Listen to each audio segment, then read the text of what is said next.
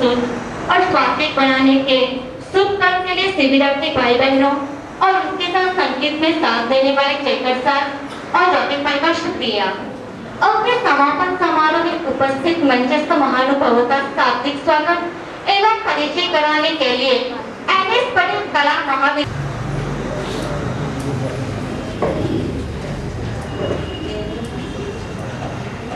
मंचस्थ Sardar Patel education trust ना मंत्री और आजना संस्कृत और हिंदी वाचन शिबिरना पूर्णाहुति समारोहना अध्यक्ष તેમજ ચારુતર વિદ્યામંડળના માનદ મંત્રી ડોક્ટર કે.એસ. પટેલ સાહેબ,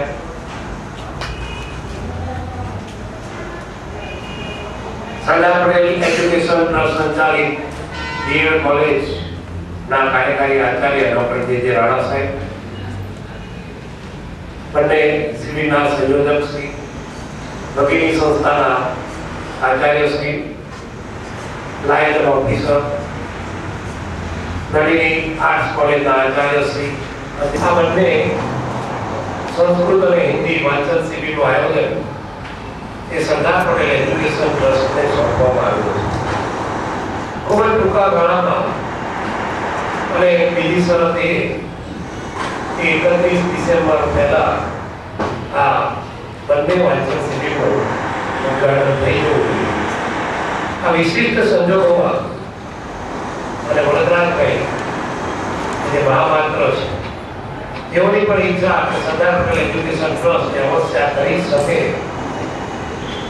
અને આપ સૌને જણાવતા આનંદ થાય છે માત્ર 8 દિવસમાં આ બંને વાંચન શિબિરનું આપણે ઉદ્ઘાટન કર્યું।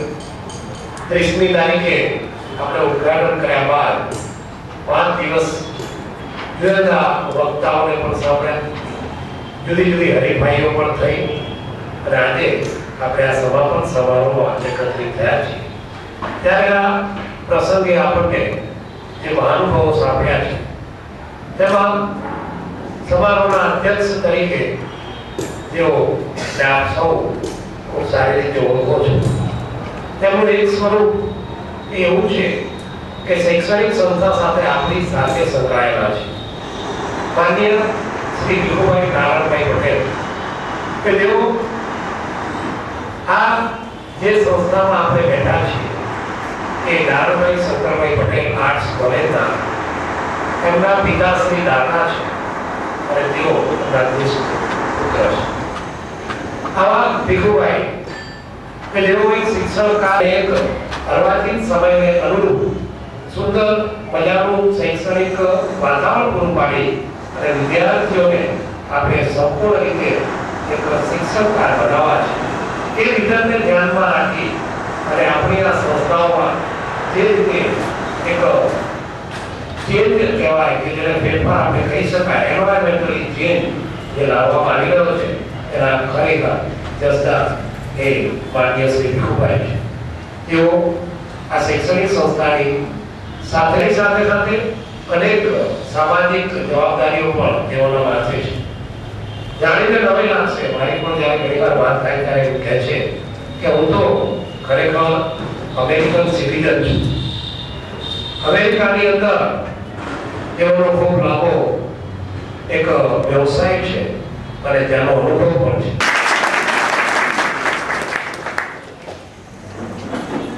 अब मैं शिविरार्थी भाई गिरीश भाई से अनुरोध करता हूँ कि उन्होंने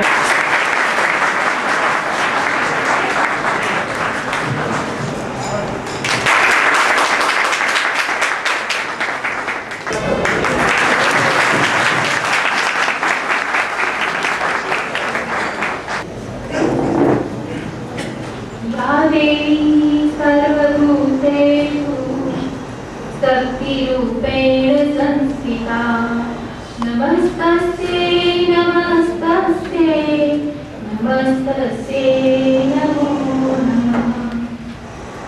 नमस्कार। गुजरात राज्य संस्कृत साहित्य अकादमी अनुदानित तथा एनएस पटेल आर्ट्स कॉलेज द्वारा आयोजित આ 5 દિવસીય સંસ્કૃત વાંચન શિબિરના આ સમાપન સમારોહ પ્રસંગે અત્રે ઉપસ્થિત મંચસ્થ મહાનુભાવો, નિમંત્રિત મહેમાનો, સ્ટાફ મિત્રો તથા શિબિરાર્થી ભાઈઓ, 5 દિવસીય આજે શિબિરનું આયોજન કરવામાં આવ્યું. તારીખ 30/12/2006 થી તારીખ 3/1/2007 સુધી. તેનું અત્યંત સંક્ષિપ્તમાં અહેવાલ હું આપની સમક્ષ રજૂ કરીશ. વાંચન શિબિરની શરૂઆત તારીખ 30/12/2007 સંસ્કૃત ભાષા અને ખાસ કરીને વાંચન શિબિર છે તો વાંચનનું મહત્વ એમણે પોતાની ચિંતા પ્રગટ કરી કે સારું સાહિત્ય નથી અને સારા વાચકો નથી, એટલે સારું સાહિત્ય લખાય. અને એમણે ઉદાહરણ આપ્યું કે ગાંધીજી એક સારા સાહિત્યકાર હતા અને એક સારા વાચક પણ હતા. એ સારા વાચક હતા એટલા માટે સારા સાહિત્યકાર હતા. અને સાથે સાથે સંસ્કૃત ભાષા કે જેના પ્રત્યે અત્યારે દુર્લક્ષ સેવાઈ રહ્યું છે, અને સંસ્કૃત ભાષા, સંસ્કૃત આપણા જે પ્રાચીન ગ્રંથો છે કે જેમાં આપણો મોંઘેરો વારસો પણ છે, જે ગ્રંથો પ્રત્યે અત્યારે આપણે એની સામે નજર પણ નથી નાખતા. એટલે એ જે ગ્રંથો છે જો એને એક વખત ખોલીને જોવામાં આવે, વાંચવામાં આવે તો એમાંથી આપણને ઘણું બધું પ્રાપ્ત થઈ શકે છે. એટલે વાંચન અને સંસ્કૃતનું મહત્વ એમણે ત્યાં સમજાવ્યું. અમારી બપોરની જે બીજી બેઠક હતી, બપોરે 2 વાગે શરૂ થઈ, એમાં અનુસ્નાતક વિભાગ સંસ્કૃત વિભાગમાં જે લીડર તરીકેની ભૂમિકા ભજવે છે એવા નિરંજનભાઈ પટેલ સાહેબ, કે જેમણે પણ અમારે ખાસ કરીને સંસ્કૃત વિષય છે તો એમાં અને ખાસ કરીને ભાષા, અન્ય ભાષાઓમાં પણ કે જ્યારે વાંચન કરવામાં આવે અને ત્યારે કેવા પ્રકારના પુસ્તકો પસંદ કરવા જોઈએ વાંચવા માટે, અને વાંચતી વખતે અને ખાસ કરીને જ્યારે ઉચ્ચારણ કરવાનું હોય ત્યારે ઉચ્ચારણ શુદ્ધિ કેવી હોવી જોઈએ, ઉચ્ચારણ શુદ્ધિ હોવી જોઈએ તમારે જરૂરી છે.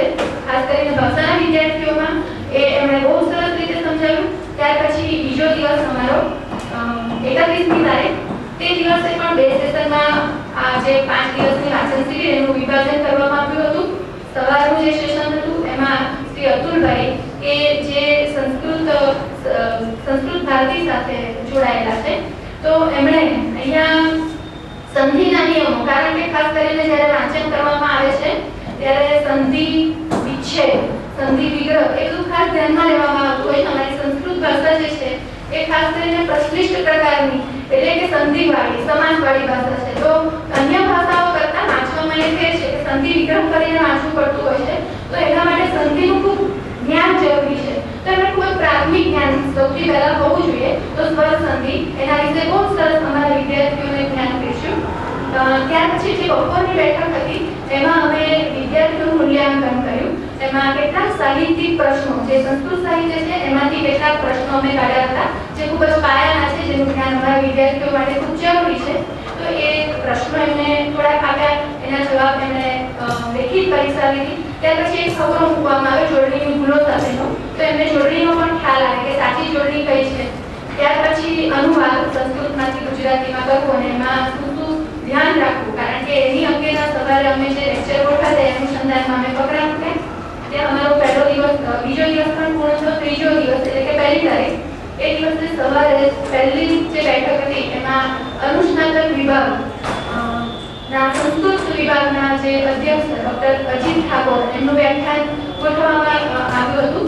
તો એ પણ ખૂબ જ સારા જ્ઞાતા છે સંસ્કૃત સાહિત્યના. તો એમણે પણ અમારા જે નાટકો છે અથવા તો નાટકોની સાથે સાથે જે ટીકા ગ્રંથો છે અમારા એ પણ કેવી રીતે વાંચવા જોઈએ એનું ખૂબ જ સુંદર કાવ્ય પ્રદીપ નામની જે એક ટીકા ગ્રંથ છે, એ પણ કાવ્ય પ્રકાશ નામનો અમે જે એસવાયમાં અભ્યાસક્રમમાં ચલાવીએ છીએ, મુંબઈનું કાવ્ય પ્રકાશ, એની ઉપર લખાયેલો ટીકા ગ્રંથ. નાટક અને પદ્ય, શ્લોક વગેરે તો આપણે ઉચ્ચારણ કરીએ છીએ, પણ સાથે જે અમારા સંસ્કૃતમાં ટીકા ગ્રંથો છે એનું પણ વાંચન કેવી રીતે થવું જોઈએ એ પણ અગત્યનું છે જાણકારી માટે. તો એ એમણે ખૂબ જ સુંદર કાવ્ય પ્રદીપ નામની જે ટીકા છે એ ટીકા ગ્રંથ એમણે વાંચી સંભળાવ્યો, અને એ દ્વારા ખૂબ જ જ્ઞાનસભર સંસ્કૃત ભાષાના વિદ્યાર્થીઓને વાંચન માટે કેવા પ્રકારનું સાહિત્ય પસંદ કરવું, સ્વભાવ અનુસાર સાહિત્ય પસંદ કરવું, કેવા પ્રકારની કૃતિ પસંદ કરવી, કાળજયી કૃતિઓ કે જેનો કાળમાં ક્યારેય નાશ નથી થતો એવા પ્રકારની કૃતિઓ તમે વાંચન માટે પસંદ કરો, એનું ખૂબ જ સુંદર જ્ઞાન રહેશું. બીજું જે સેશન હતું અમારું બપોરનું, એમાં પ્રાધ્યાપક સી મહેતા સાહેબ કે જે ઉપસ્થિત છે એ સાહેબે અમારા વિદ્યાર્થીઓને ઉચ્ચારણ શુદ્ધિ એટલે કે સંસ્કૃત ભાષાના જે વ્યાકરણ છે એ ઉચ્ચારણ સ્થાન પ્રમાણે કેવી રીતે ઉચ્ચારવું અને દાખલા તરીકે સ છે તો એ સ કઈ રીતે ઉચ્ચારાય છે દંત્ય સ તાલવ્ય શ અને મૂર્ધન્ય શ ઉચ્ચારણ એ ખરેખર ખૂબ જરૂરી છે. જો ઉચ્ચારણ દોષ થાય તો એ શબ્દનો અર્થ આખો બદલાઈ જતો હોય છે. ઉચ્ચારણ કેવી રીતે અને કયા સ્થાનમાંથી ઉચ્ચારણ ખૂબ જ વૈજ્ઞાનિક રીતે વ્યાકરણ ઘડાયેલું છે સંસ્કૃત ભાષાનું અને એ કઈ રીતે તમારું કંઠ્ય તાલવ્ય વગેરે જે ઉચ્ચારણ સ્થાન પ્રમાણે ઉચ્ચાર કઈ રીતે કરવો ખૂબ સુંદર જ્ઞાન અને જ્ઞાન સાથે ગમત કીધું. ખૂબ જ લૌકિક એવા પ્રકારના ઉદાહરણો સાથે લૌકિક સામાન્ય ઉદાહરણો એ ક્યાંક આપણે ભૂલો કરીએ છીએ. બહુ સરસ જ્ઞાન એમણે આપ્યું છે. અમારા માટે ખૂબ જ પાયાનું જ્ઞાન હતું. એ જે સેશન હતું સાહેબનું વક્તવ્ય અમારા માટે ખૂબ જ જ્ઞાનસભર રહ્યું. બીજી તારીખ કે જે દિવસે અમારો સાંસ્કૃતિક પ્રવાસ નજીકના સ્થળનો એ પ્રવાસ માટે અમે ગયા. ત્યાં નડિયાદનો જે બ્રહ્મશ્રી પાઠશાળા છે એની અમે મુલાકાત લીધી.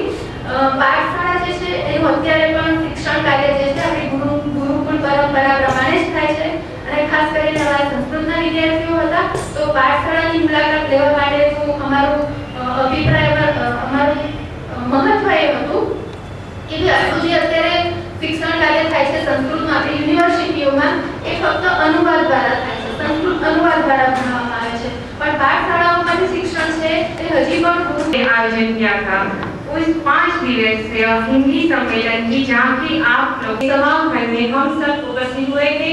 वहाँ पे प्रतिवेदन यानी कि रजिस्ट्रेशन के बाद हम सब प्रार्थना के बाद वहाँ पे उपस्थित सब मेहमानों यानी कि दीप प्राकट्य के बाद मुख्य वक्ता डॉक्टर नवीन चौहान से उनका विषय था हिंदीतर प्रदेश में हिंदी शिक्षा का प्रभाव एवं प्रक्रिया यानी कि हिंदी शिक्षा किस तरह से दी जाती है, उसका उच्चारण क्या है और हिंदी शिक्षा अभी कैसी चल रही है उसके बारे में उन्होंने बहुत अच्छी से तरह से हमें बताया था.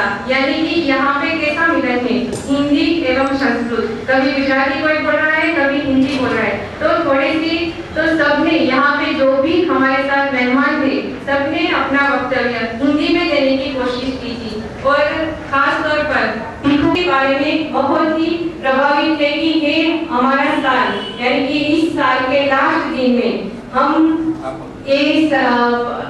ये कार्यक्रम में उपस्थित हुए हैं और पटियाल सर को बहुत ही कुछ कहना चाहते पर कुछ कोई नहीं बोला था फिर भी कहने से बहुत कुछ आप कह गए थे. हमें अध्यक्ष महोदय श्री डॉक्टर सी पटियाल साहब ने भी हम अपने वक्तव्य में कहा था कि जो आप पढ़ रहे हैं उसको संक्षिप्त में नहीं उसको बहुत ही डीप में जाए और बहुत ही अच्छी तरह से पढ़े तो ही भाषा पढ़ी जाएगी.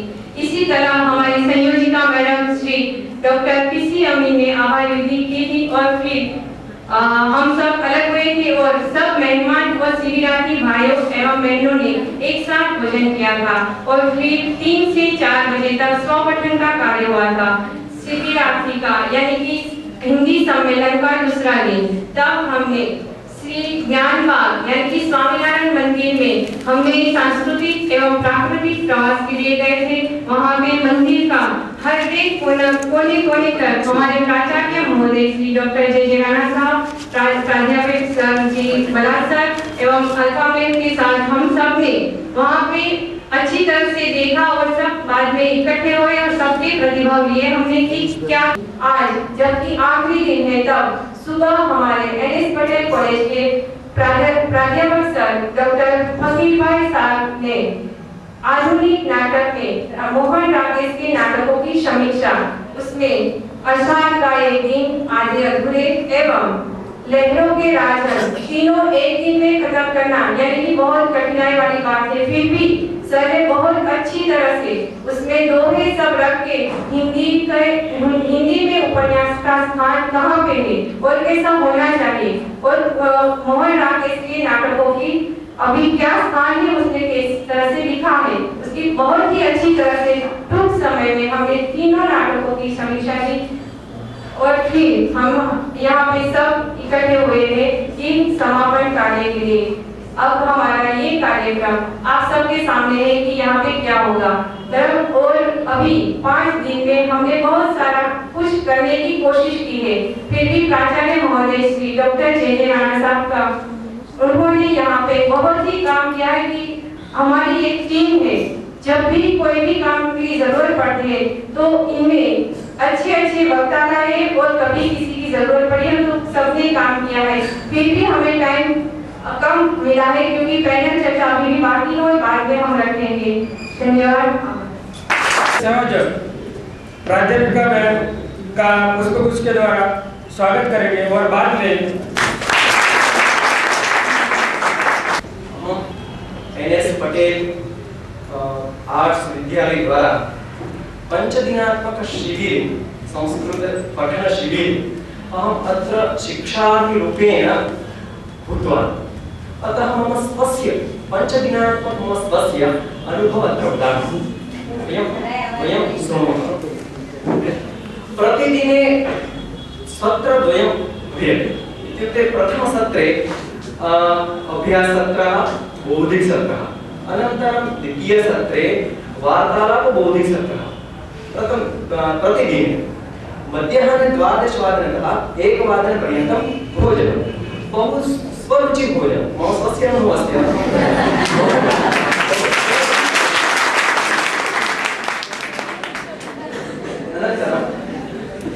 अनन्तरं प्रथमदिनाङ्के उद्घाटनसत्रे अतिथिजनाः आगतवन्तः। तेषां मुख्य अतिथि इत्युक्ते श्री सीबी पत्याल महोदय अस्ति, भिखुभाई पटेल महोदयः, हकीभाई, तेषां महोदयः अत्र मुख्य प्रबन्धकरूपेण अत्र उपस्थितः। मुख्य बौद्धिक अस्मान् नरेश एलभेद महोदयः।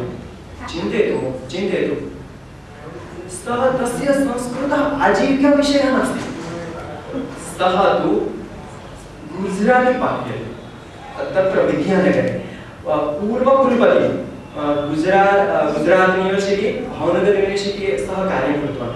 तथापि संस्कृते कीदृशी विद्वत्ता चिन्तयामः। तथापि संस्कृते किं भवति, संस्कृते किं अस्ति, संस्कृते कीदृशाः विषयाः सन्ति, संस्कृते किं सैन्स् अस्ति, विज्ञानं किम् अस्ति, अस्मान् सम्यक्तया पाठितवान्। अतः संस्कृतपठनम् आवश्यकता अस्ति। संस्कृतवाचनं कथम् आवश्यकं, पठनं कथम् आवश्यकं, ज्ञानम् अस्ति अतः आवश्यकं। सः सम्यक्तया पाठितवान् प्रथमदिने। अनन्तरं द्वितीयसत्रे भोजनम्, अनन्तरं द्वितीयसत्रे श्री निरञ्जन पटेल महोदय आगतवान्। सः काव्याङ्ग अस्ति, अष्टकाव्याङ्ग अस्ति, काव्याङ्ग बलाघात् इत्युक्ते कथं त्यक्तुं शक्नुमः, क्रोधः, ईर्ष्या इत्युक्ते तादृशविषयाः, यदि अधिकाः विषयाः सम्यक् एकं बिन्दु स्वीकृत्य अस्मान् सम्यक्तया पाठितवान्। अनन्तरं सः पञ्चरात्रं, मध्यं ध्यायो, प्रतिमानाटकम् इत्यादयः एकं ये न आसीत् तस्य एकः अवसरः गतम्। सर्वे भवन्तु सुखिनः। कुत्रापि संस्कृतं भवति तत्र मध्ये सन्धि अवश्यम् आगच्छति। गुजराती अस्ति तत्र सन्धिः आगच्छति। यदा तत्र अस्ति संस्कृतं तत्र सन्धिः आगच्छति। वयं सन्धिः अपि पठितवन्तः। अनन्तरम् उत्तमरीत्या तथा अनन्तरं तस्य प्रश्नः अपि। अत्र भगिनी श्री रमा भगिनी आसीत्, सा चिन्तितवती अत्र ये छात्रः अस्ति केवलं शृणोति, आनन्दः एव करोति, अतः सा परीक्षा अपि स्वीकृतवती। परीक्षा इत्युक्ते अनुवादलेखनम्, अनुलेखनं, शब्दार्थः इत्यादयः परीक्षा अपि स्वीकृतवती। तत्र प्रश्नः, रसप्रश्नः, तस्य उत्तराः बहु बृहत्तरमपि दत्तवती। मम अनुभवः अस्ति, ततः वदामि। अनन्तरं द्वितीयदिनं तावत् तृतीयदिनं मूलभूतकथा, अनन्तरम् अन्यकथा, वर्तमानपत्रं, पेपर्, वर्तमानपत्रं, शनैः बहु व्यत्यासः। कथं पठनीयं, कथं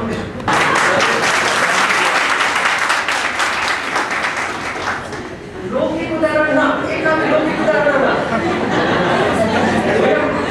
वयं जानीमः संस्कृते सर्वदा महोदय लोके उदाहरणे भवति लोके बाल्यकालनिमित्तं राम रघु एवमेव उदाहरणम् आगच्छति संस्कृते एकापि लोके उदाहरणं न स्थूल उदाहरणम् इत्युक्ते समाजे उदाहरणं भवति समाजे घटना भवति सर्वं स्वीकृत्वा अनन्तरं बहु उत्तमरीत्या सः पाठितं सरल से घोष अघोष दन्त्य ऊर्ध्व कंठ तालव्य स्वर अनुस्वर प्लुत रस्व दीर्घ सर्वे एकं बिन्दु स्वीकृत्य तेषाम् अत्र उपस्थितस्य अतः अहम् आभारं वदामि अनन्तरं